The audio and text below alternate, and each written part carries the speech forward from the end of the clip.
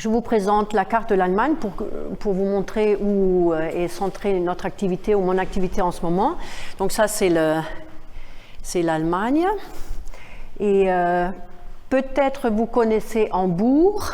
C'est dans le nord de l'Allemagne. C'est un havre très chouette à visiter. Je peux vraiment vous conseiller de visiter Hambourg ou Berlin, par exemple, une ville aussi très belle, avec un bel entraînement, beau centre d'entraînement de chevaux de course.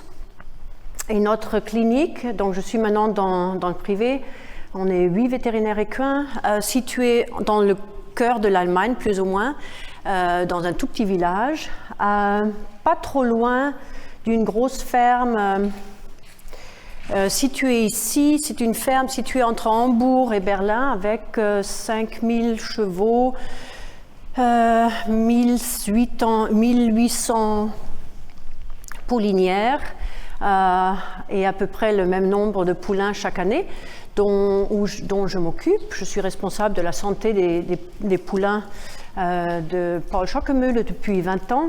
Ça marche assez bien. Et on a de gros problèmes, comme partout.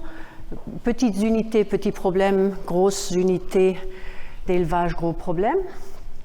Mais tout est sous contrôle, et un des problèmes sur lesquels nous travaillons depuis quelques années, depuis 20 ans en fait, c'est la rhodococose. Mais la rhodococose n'est pas simplement un problème sur les grandes unités d'élevage, ça existe aussi au point de vue sporadique sur les tout petits élevages qui n'ont jamais entendu parler de rhodococcus. Tac, un poulain meurt en l'espace d'une semaine, et c'est vraiment assez prenant pour les éleveurs.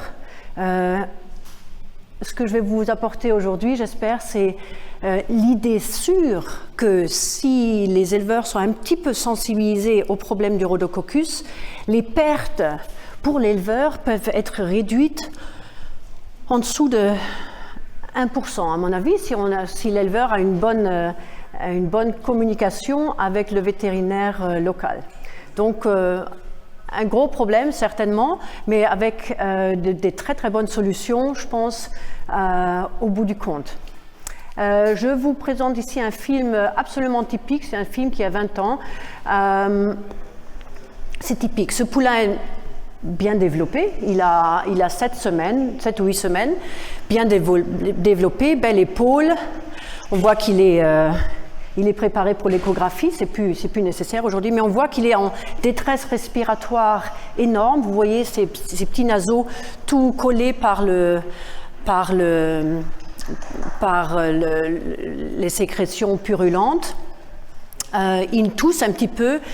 Il n'est pas sédaté, mais il est vraiment en détresse respiratoire. Il ne peut pratiquement plus boire à la jument. Et ce poulain-là nous a été présenté un mercredi matin, et l'éleveur m'a certifié il était en pleine forme le lundi matin, en pleine forme sur la prairie.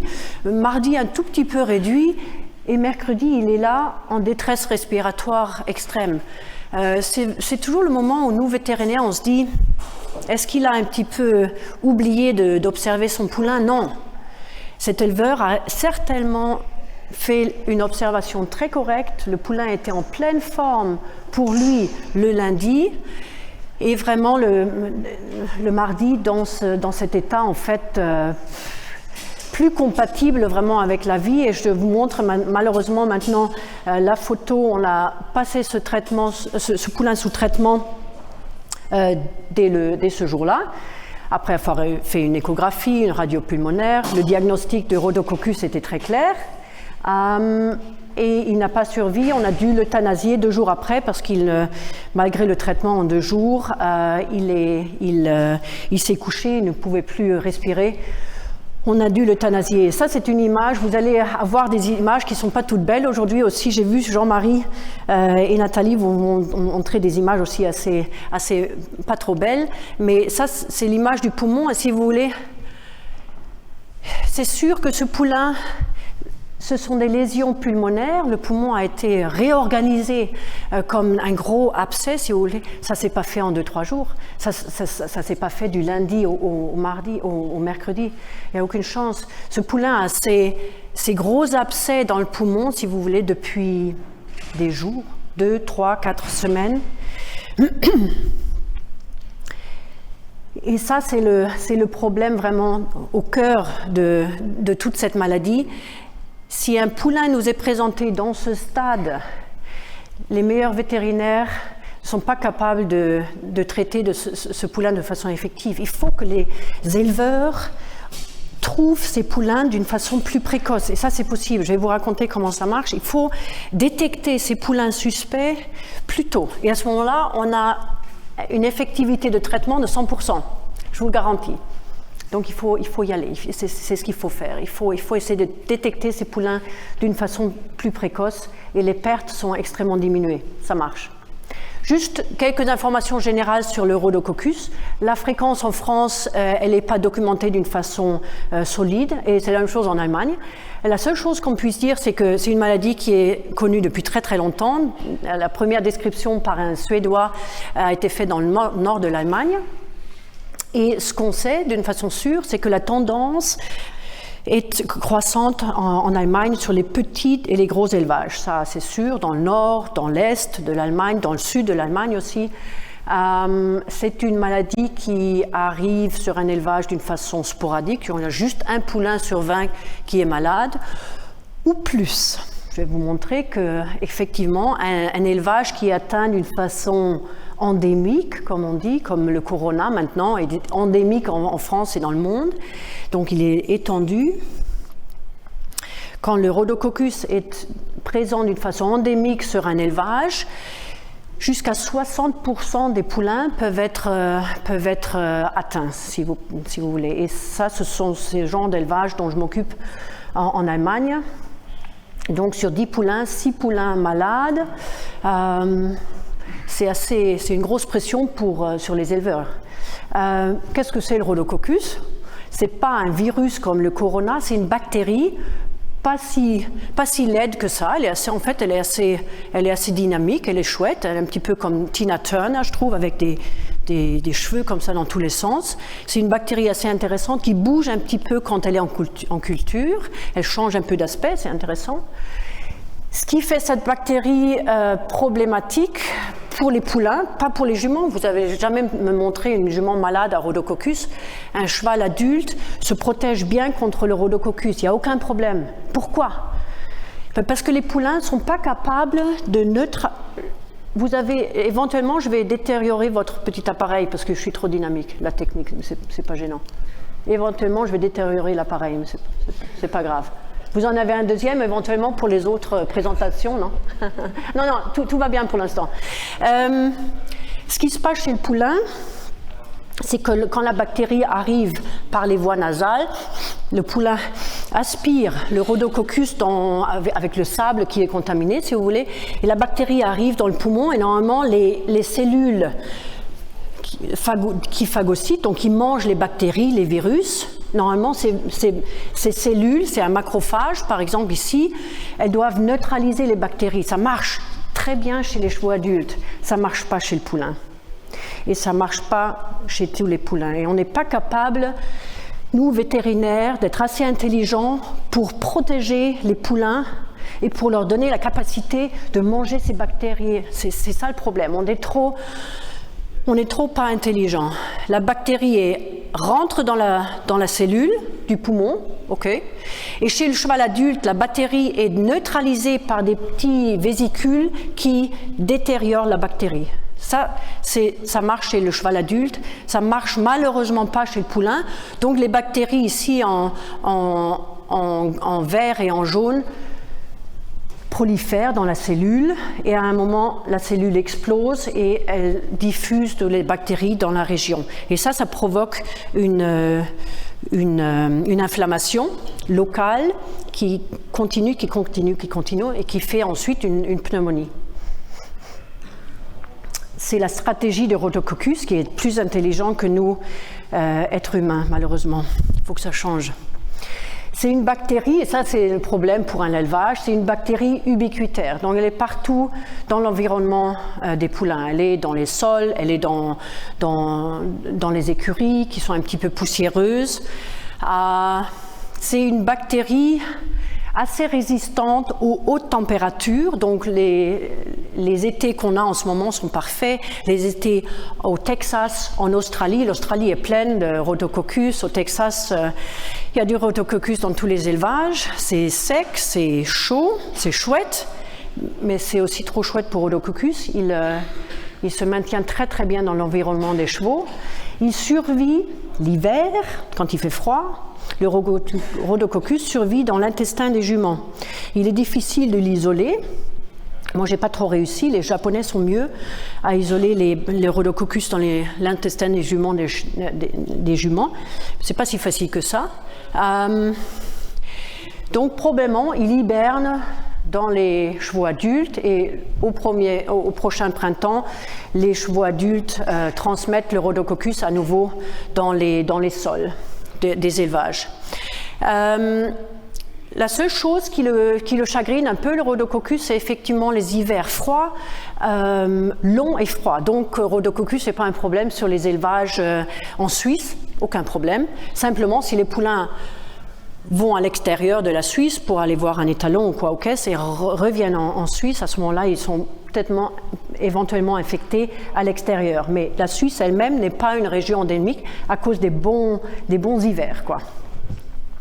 La maladie atteint les poulains en général, vous avez aussi de l'expérience avec ça, à partir de l'âge de, en fait, 4 semaines à 6 mois, c'est l'âge critique pour les poulains, comme le poulain qu'on a vu sur la vidéo tout à l'heure. Le taux de mortalité, donc le taux de perte des poulains par cette maladie, il était très très haut dans le passé. 80% des poulains qui avaient la maladie mouraient dans le passé, et maintenant on est mieux au diagnostic, on est beaucoup plus effectif au point de vue du diagnostic précoce parce que les éleveurs sont sensibilisés, on travaille bien ensemble. Donc il est possible, je vous garantis qu'il est possible de diminuer les pertes en dessous de 1% sur les poulains de Schockemöhle. On est au-dessus de 60% de morbidité, de taux de maladie, et on est en dessous de 1% de taux de poulains parce qu'on fait un diagnostic précoce et ça marche aussi sur les petits élevages. Donc ça c'est une option, je pense, pour l'avenir assez optimiste. Mais est correct et réaliste. Les poulains, et ça c'est le gros problème de Rhodococcus, les poulains semblent en bonne santé pour l'éleveur, malgré les gros abcès pulmonaires. C'est clair sur la vidéo que je vous ai montrée. Et quand le poulain est suspect pour l'éleveur, il faut avoir l'idée qu'éventuellement les lésions pulmonaires sont déjà assez importantes. Donc il faut être rapide, il faut être précoce et vigilant. Et à ce moment-là, le problème est assez restreint, à mon avis. Les symptômes, on les a vus tout à l'heure. Jetage nasal, éventuellement de la toux. Et pour vous, pour les éleveurs, les signes précoces, c'est éventuellement la fièvre. Il y a des éleveurs qui en ont assez d'avoir des poulains morts à cause du Rhodococcus, qui prennent la température tous les jours, mais c'est pas très fidèle comme signe. Ce qui est assez fidèle pour vous, c'est quand le poulain galope sur le paddock ou sur la prairie, la fréquence cardiaque est trop longue, est trop élevée, trop longtemps.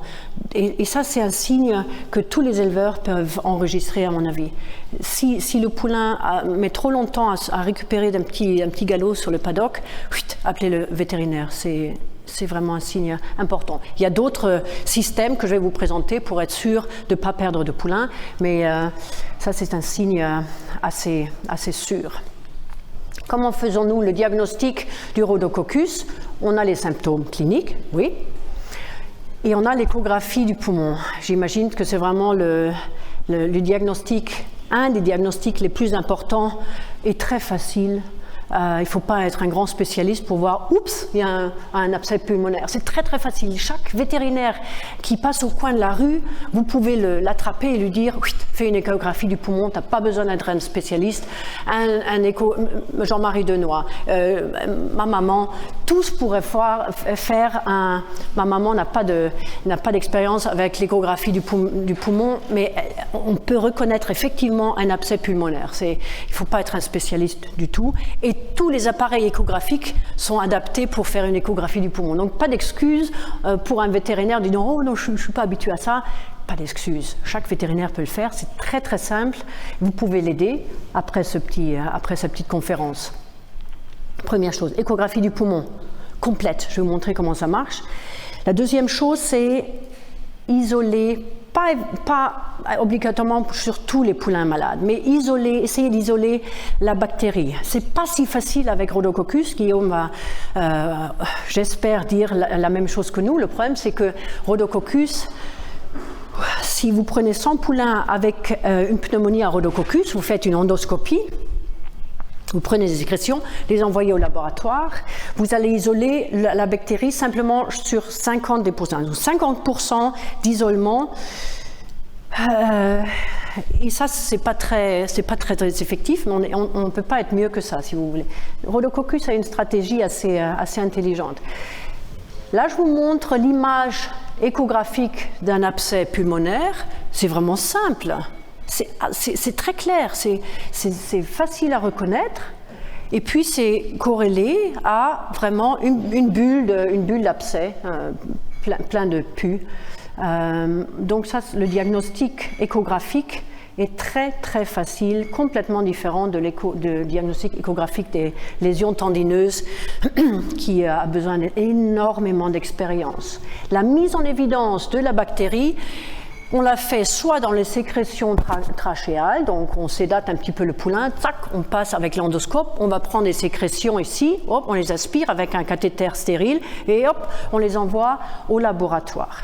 Pour la culture, ou si on est un peu impatient, moi je suis très impatiente, tout doit aller vite, avec la PCR. Ça marche, la PCR, tout le monde la connaît à cause du corona. Ça marche aussi très bien pour le diagnostic du Rhodococcus. L'avantage des sécrétions, et ça je le dis une fois maintenant, et puis il faudrait pas l'oublier, l'avantage des sécrétions et de la culture, c'est qu'il n'y a pas que Rhodococcus qui fasse des lésions pulmonaires si graves que je vous ai montré là. J'ai moi-même perdu un poulain de Choquemeule il y a 6 ans parce que je pensais à l'échographie, il a des lésions classiques de Rhodococcus. On va le traiter au Rhodococcus. Il avait un Streptococcus zoepidemicus qui n'est pas bien traitable avec rifampicine et macrolide. Donc attention, de temps en temps, faites s'il vous plaît une culture des sécrétions trachéales pour être sûr que le Rhodococcus est votre problème et pas une autre bactérie. Il faut pas perdre, faites pas les erreurs que j'ai faites.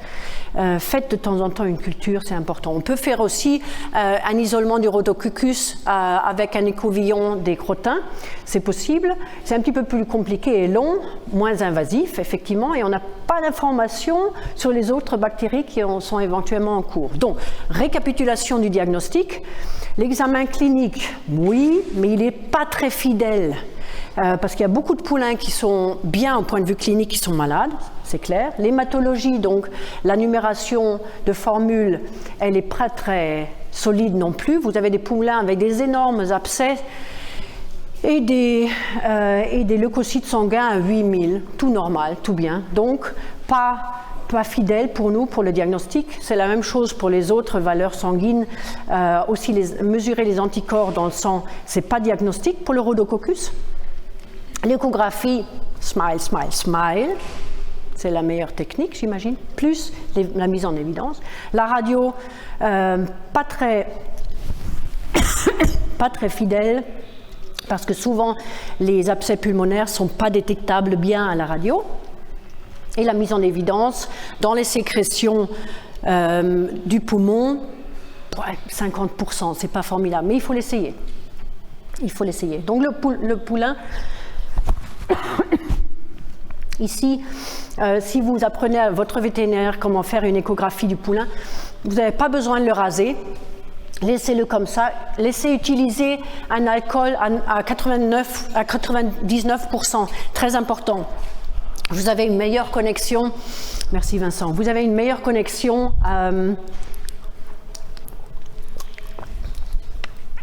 avec l'appareil échographique, donc pas de tonte, pas de rasage.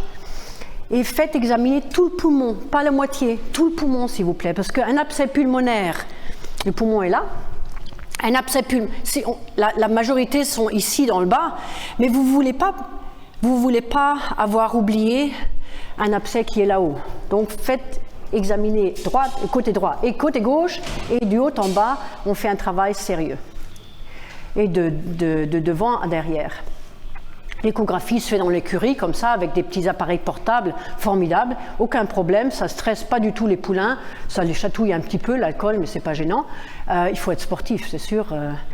Il nous faut tous être sportifs. Et ce qu'on fait, c'est qu'on additionne toutes les lésions pulmonaires. Par exemple, ici, j'ai un abcès, c'est très clair. J'ai un abcès ici, et ici, j'ai un diamètre de 3 cm. Je prends ce diamètre-là, pour avoir une idée du volume qui est en lésion, si vous voulez. Et puis, on a une carte du poumon droit. On a une carte du poumon droit, une carte du poumon gauche, je vous ai montré, partie dorsale, milieu et ventrale, et on indique les lésions qu'on a sur le poulain. Juste pour avoir une idée, combien de poumons est déjà détérioré. Et dans ce cas-là, le poulain ici, il a un abcès pulmonaire dans l'espace intercostal numéro 12, en partie milieu, 2 cm. Et ici, dans l'avant, sur le côté gauche, 5 cm. Le poulain est en pleine forme. En pleine forme. Vous le traitez ou non, les vétérinaires? Il a donc un abcès comme ça d'un côté, un autre abcès comme ça. Il est en pleine forme. Traité ou pas traité? Pas traité. Pas traité. Et si le poulain a une valeur de 1 million €, c'est un petit peu pas trop confortable, il faut discuter, pas traiter. Mais bon, si c'est 1 million et 50 €, je traite. Parce que mon petit cœur ne supporte pas la pression trop haute. Et on va parler de ça.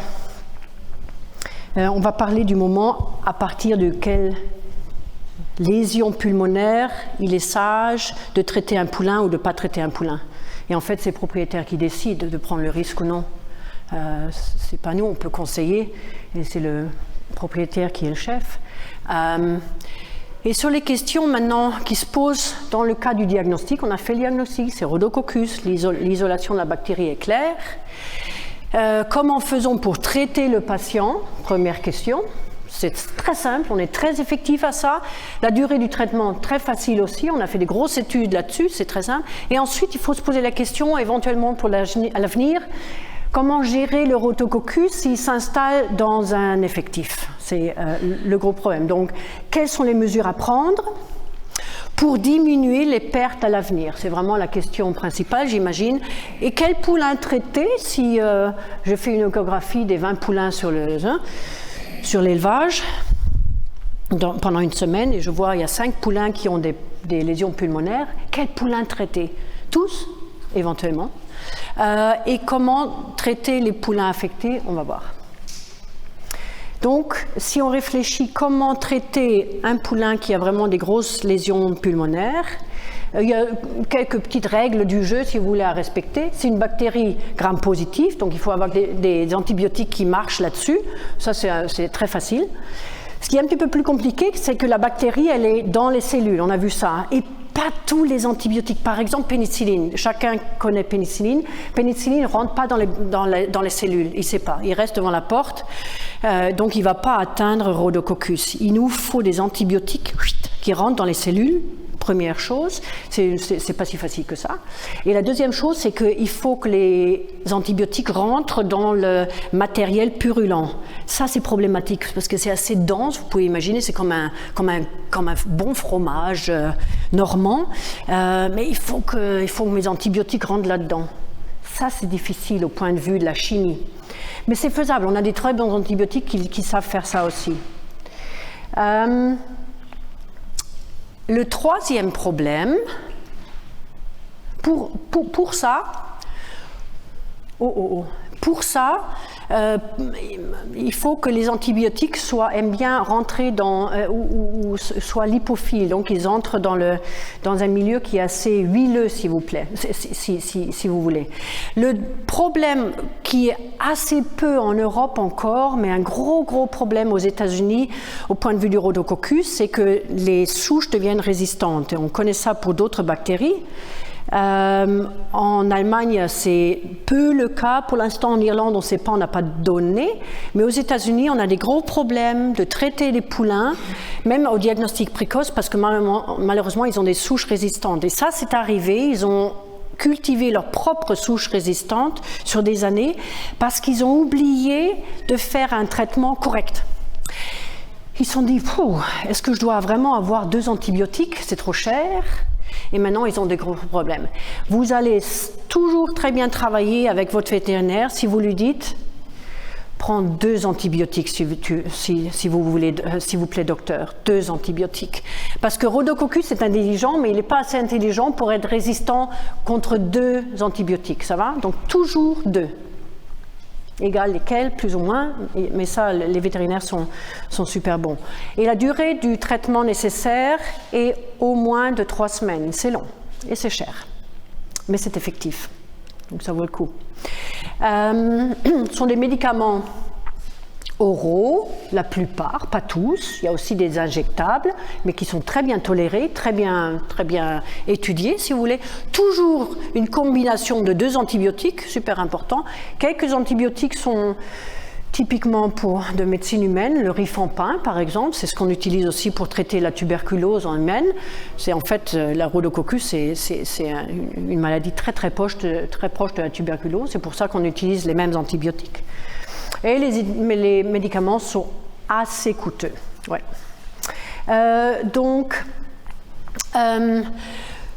Comment approcher un élevage qui a un problème endémique avec le rhodococcus? Il faut faire une évaluation des états des lieux, combien de poulains sont affectés et malades chaque année.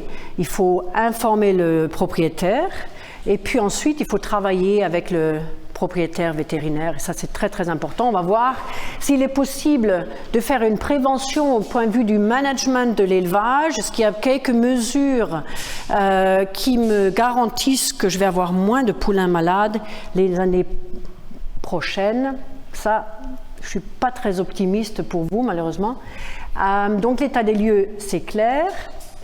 Information du propriétaire, on vient de le faire ici, on a bien expliqué la biologie et tout le reste. Et maintenant, c'est la question, on se pose la question, le poulain qu'on a trouvé pour le propriétaire est bien traité, il est tout sain. Il va avoir vous allez voir que le pronostic de guérison à long terme est excellent pour le rhodococcus, dont les prix pour les yearlings sont très bons. Il n'y a pas de séquelles à long terme, c'est positif. Le problème qu'on se pose, le poulain est sauvé. Qu'est-ce que je fais pour les années prochaines? Qu'est-ce que je fais pour les autres poulains de cette année-là? Est-ce qu'il y a une possibilité d'une prévention éventuellement prénatale? Ça serait super de vacciner la jument, d'être sûr qu'elle ait des anticorps forts contre le rhodococcus, qu'elle transmet avec le colostrum au poulain, et tout est safe, comme on dit, et tout est tranquille. Ça ne marche malheureusement pas, mais je vais vous montrer toutes les options qu'on aurait, mais qui ne marchent pas, en fait. Est-il possible de faire quelque chose? Est-il possible de faire quelque chose directement après la naissance, éventuellement, pour prévenir cette maladie-là? Pas très chouette, pas très optimiste dans ce sens-là. Il y a des énormes... Le concentré que je vous propose maintenant, c'est vraiment le résultat d'énormes études qui ont été faites au Texas et aux États-Unis sur beaucoup d'élevages, 250 élevages qui avaient vraiment un rhodococcus plus ou moins fort. Et ils ont évalué le management médical et hygiénique de tous ces élevages en essayant de voir si quelques mesures peuvent aider à prévenir le rhodococcus. L'organisation des élevages, en général, séparation des juments pleines avec les juments qui ont séparé les groupes, séparé les poulains malades des poulains sains, plus un élevage était bien organisé, plus le rhodococcus était important sur cet élevage. Okay. C'est très désolant. Plus les élevages ont une bonne hygiène, plus le rhodococcus est important. C'est très déprimant. Le suivi médical de l'élevage, extrêmement important. Effectivement, c'est sûr, mais au point de vue, le suivi médical, je dois dire qu'effectivement, n'a pas été une sécurité pour diminuer le nombre de poulains malades au rhodococcus. C'est déprimant aussi, mais ce sont des vieilles études. Je vais vous montrer qu'on est mieux maintenant. Vaccination des juments et des poulains, ça a été fait sur beaucoup d'études, ça ne protège pas les poulains. L'infusion, la perfusion avec le plasma hyperhumain, c'est encore assez controversé. Il n'y a pas encore d'études solides qui nous garantissent que 2 perfusions de plasma hyperhumain vont protéger le poulain. On attend des études un peu plus grosses, si vous voulez. Donc c'est pas trop sûr. C'est certainement pas détrimental, mais ça n'est pas une garantie de protection du poulain. Le traitement antibiotique préventif, terrible. Pour nous, vétérinaires, c'est terrible. Donne à chaque poulain qui naît sur mon élevage des antibiotiques dès la naissance jusqu'au sevrage. On m'a déjà demandé ça à moi aussi. Je l'ai fait et ça n'a pas marché. Et ça m'a même posé éventuellement des problèmes d'émergence de résistance. Donc ça, c'est pas une option. Et le traitement au gallium-maltolate, c'est un médicament qui fixe le fer dans notre corps. Et les bactéries ont besoin de fer pour se développer, ça ne marche pas non plus. Donc, au point de vue théorique, super intelligent cette idée, mais ce n'est pas effectif au point de vue d'un élevage. Où en sommes-nous ? La seule chose qui est bien sortie de toutes ces grosses études, c'est que les effectifs qui avaient moins de poulains sur des grandes surfaces avaient définitivement moins de poulains malades que les effectifs à grande concentration. Donc, achetez des prairies autour de vous et diminuer la concentration des chevaux sur les surfaces. C'est pas évident, j'essaie de dire ça à Paul Schockemöhle, mais il ne veut pas diminuer son nombre de poulies, de juments, elles sont formidables. Donc il faut vivre avec le rhodococcus. Et ça, on peut bien vivre avec lui, même si ça coûte un peu cher, mais on peut vivre avec le rhodococcus. Éviter la poussière dans l'environnement des poulains, c'est certainement important. Donc en été, quand on a des endroits où les poulains mangent et se couchent dans le sable qui est contaminé, ils toussent, ils ont des sécrétions purulentes dans le sable, et le prochain poulain se couche et puis il respire ce sable contaminé. C'est certainement quelque chose à essayer d'éviter. Donc les endroits sableux où les poulains se couchent. Et en résumé, en fait, la façon de diminuer les pertes des poulains, et c'est vraiment la question principale, j'imagine, aujourd'hui, ça, on est assez bon à ça. Il faut garder dans notre tête, s'il vous plaît, de limiter l'usage des antibiotiques vraiment aux poulains qui ont vraiment besoin d'antibiotiques, pour pas qu'on ait l'émergence de souches résistantes qu'on connaît maintenant aux États-Unis et qui sont une catastrophe. Et la prévention pour les poulains à venir, c'est assez difficile. Comment pouvons-nous, ou vous, diminuer les pertes des poulains de façon sûre? C'est évaluer d'une façon quotidienne, tous les jours. On se met un petit peu sur le bord du champ et on regarde comment les poulains vont et respirent. Regardez la fréquence respiratoire, regardez si les poulains commencent à avoir de jetage ou s'ils toussent. Ce sont les premiers signes, assez faciles à percevoir. Et si c'est le cas, appelez le vétérinaire, faites une échographie. Ça dure 4 minutes s'il est lent, ça dure 3 minutes s'il est rapide. Ça va, c'est faisable. Et si le personnel n'est pas là pour regarder les poulains tous les jours, vous pouvez d'une façon systématique, et c'est ce que je conseille sur les élevages allemands, une fois par semaine, le vétérinaire vient et fait une échographie de tous les poulains. Vous êtes sûr de ne pas perdre un poulain ces années-là, si vous avez un bon travail en commun avec votre vétérinaire. Donc une évaluation hebdomadaire avec examen clinique et c'est pas éventuellement, c'est une échographie par semaine. Je vous garantis que vous n'allez plus avoir de perte des poulains. Juste un petit extra. Quels poulains traiter? Nous ne traitons les poulains qui sont en bonne forme qu'à partir d'un abscess score de 15 cm. Donc si on fait la somme de tous les abcès, des diamètres des abcès, 15 cm, c'est flou. À ce moment-là, on traite. Avant, non. Ça va? Pourquoi non? Parce qu'ils récupèrent 2/3 des poulains qui ont des abcès un abcès de 15 cm récupèrent tout seuls. Donc c'est moins de coûts pour le propriétaire, moins d'usage d'antibiotiques, probablement assez raisonnable. Et les Américains ont la même limite que nous aussi. Une demi-minute, moins 2. Donc au total, pour diminuer les pertes des poulains, nous sommes très bons si nous travaillons, nous vétérinaires, bien avec les propriétaires. Pour limiter l'usage des antibiotiques vraiment au strict nécessaire, nous sommes très effectifs, j'imagine. La prévention de la maladie pour les poulains à venir, nous ne sommes pas encore assez intelligents, je dois admettre. Et juste une idée sur l'avenir d'un poulain qui était vraiment assez malade. Il y a de grosses études qui sont assez vieilles maintenant, ou un petit peu passées, toutes correctes. Je peux simplement confirmer que nous avons les mêmes résultats, si vous voulez. Si nous faisons une comparaison entre 10 poulains qui avaient une pneumonie à rhodococcus ou 70 poulains sans rhodococcus, ces chevaux ont été suivis à l'âge de 2 et 3 ans et ils ont été en course.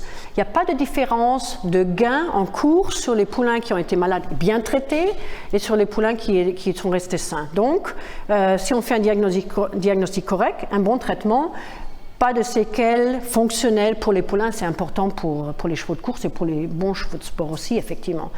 Ça, c'est différent pour le Streptozoepidemicus, j'en ai parlé tout à l'heure, je ne l'aime pas du tout celui-là.